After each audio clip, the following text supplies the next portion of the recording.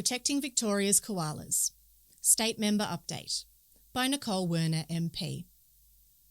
When I gave my maiden speech to the Victorian Parliament in August 2023, I pledged to be a defender of the green wedge, including its most iconic inhabitants, the koala.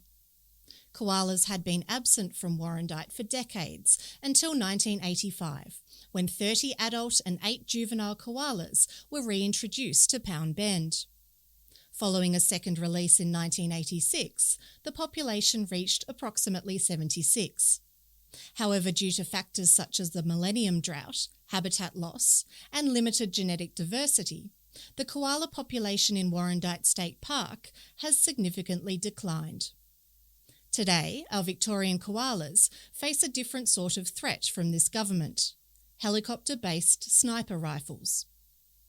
In April, the Allen government authorised the use of helicopter-based snipers to shoot up to 750 koalas in the Budgebim National Park in Victoria's southwest, in what is believed to be the first aerial shooting of koalas in our state's history. It is the first time that koalas have ever been shot from helicopters in Victoria, and it's happening with next to no public transparency.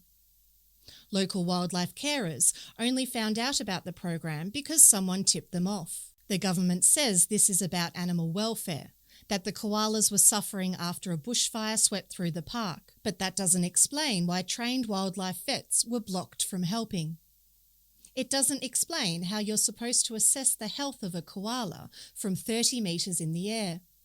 And it certainly doesn't explain why this was kept from the public until the damage was already done.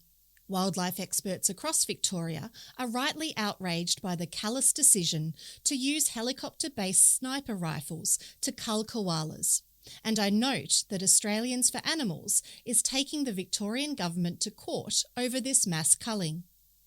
Similarly, Jess Robertson, President of Koala Alliance, has launched a petition to hold an inquiry into the koala management practices of the Victorian government, stating, "There is no way they can tell if a koala is in poor condition from a helicopter." Despite the government saying this action was for their own good, I personally believe that the government's blanket approach of shooting every animal from a helicopter rather than individual assessments flies in the face of even the most basic animal welfare guidelines.